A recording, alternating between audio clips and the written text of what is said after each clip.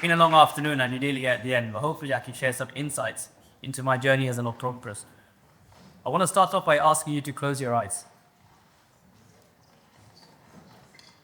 Close your eyes and imagine one morning you wake up and you can no longer see. Your vision is all black. You look across the bed, you can't see your spouse. You look down at the phone and you can't see the text. You're in a state of panic. You're anxious. You're desperate. You want answers. What are you going to do? You're going to go down to your local optometrist and you're going to book an appointment. You go down there and you're being moved from machine to machine as if you're just on a carousel. You're being rushed around, but you just want someone to take the time to listen to your concern. Eventually, you end up in the test room and you're on the chair, and your optometrist is throwing so much medical jargon at you, it's making you even more activist. He's then asking you, is it clear in 1 or 2? 1 or 2? But you're saying, I can't even see anything. At this moment in time, do you feel confident that you're going to leave that test room with the answers that you were looking for? Or do you feel more overwhelmed than when you actually did before you came here?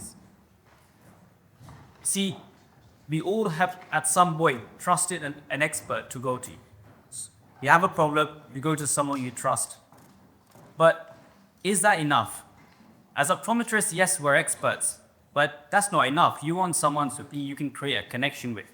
You want someone who you can communicate with and someone who's really going to engage in your problem. This isn't just for optometry. This goes for any profession you're in, whether you're an accountant or a teacher or financial advisor. In every moment when you interact with someone, it needs to be a meaningful conversation. So often we fall into something called the transactional trap. We're there just to have a conversation about what they need, quickly get them in, get them out, we get paid, that's it. Often this transaction is a monetary value. But this creates a very, very meaningless interaction. Neither will you feel satisfied after you finish, neither will the patient or your client feel satisfied after it. It will make them feel distant, overwhelmed, and very, very cold towards you. Where there's so many more people out there who can really help them genuinely, why should they stay with you? The only way people will invest in you is if you can give that meaningful connection, meaningful value. If you cannot portray that value that you're going to give them, then unfortunately they will go and see someone else. Because if you're just in it for what they can give you back, it's not going to last very long. And people can tell when you're not authentic, when you're not genuine, and you're just there to get them out and get the next person in. So then how can we move this on to the human approach? How do we really build that connection? How are we going to be authentic? How are we going to be genuine in every walk of your life, with whoever you're interacting with? The first thing is to make sure that we're listening actively. Is there eye contact there? Is the body language there? Are we slouched?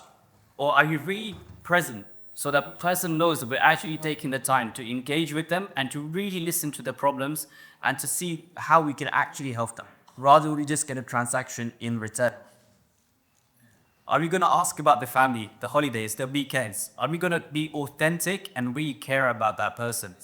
Often we just deal with the situation at hand, but if you actually learn more about them, you can see other factors that are going to influence that and other things that are contributing towards the problem they have. So the best way to do it is to really, really dig into their lifestyle, their hobbies, see what they like, see what they disliked. It's also a go on to explain to them the impact, the positive impacts of the solution that you're providing them. So if I want to recommend someone sunglasses, I'm going to show them the damage UV has done to their eyes. I'm going to show them pictures of what could be or what already is happening. So what could you do in your profession where you can actually show the positive impact of what it is that you're recommending? How are you going to solve their problem? This requires new trust from the patient or your client towards you. How can that connection be built if they don't know what's going to happen at the end of it?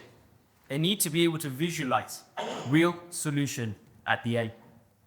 If you really want to help somebody, if you really want to have a positive impact, make sure they understand what you're trying to tell them.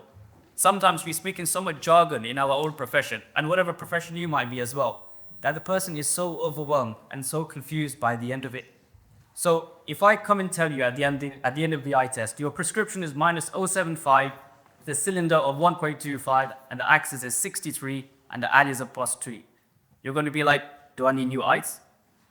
But if I come and tell you, these lenses will help you read effortlessly and will stop your headaches, you're going to be like, wow, okay, that's what I want. It's like a chef. If a chef comes and tells you, this dish has 30% flour, 5% butter, 10% sugar, you can be like, all right, so what? But if they come and tell you, this is the best pasta you're ever going to have at Kath Jars, then, then you're going to be like, I want that pasta. I really want that. Okay, so it's all about making them visualize what you can do for them. Okay? Now, the impact is massive. You have to show them the impact. I had a patient who came in really concerned about their eyes because they had damage from diabetes to the back of the eyes. She was so worried. She was like, am I going to go blind? Will I lose my sight? And she was talking for 10 minutes without taking a breath. Now, I let her talk and talk and talk and just get it off her chest.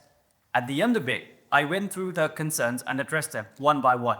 And she was much more satisfied at the end. So what are we doing with our customers, with our clients, in our way of work? Are we really trying to understand what they're telling us? Or are we cutting them off quite short, quite quickly, so we can move on to the next thing? Let the other person talk. That way they'll know that you really care and you're actually really, really genuine. So what we do is make sure that they feel heard. Make sure they're understood. Make sure our communication is clear and engaging as well. At the end of it, people work in different ways, but the foundation is the same.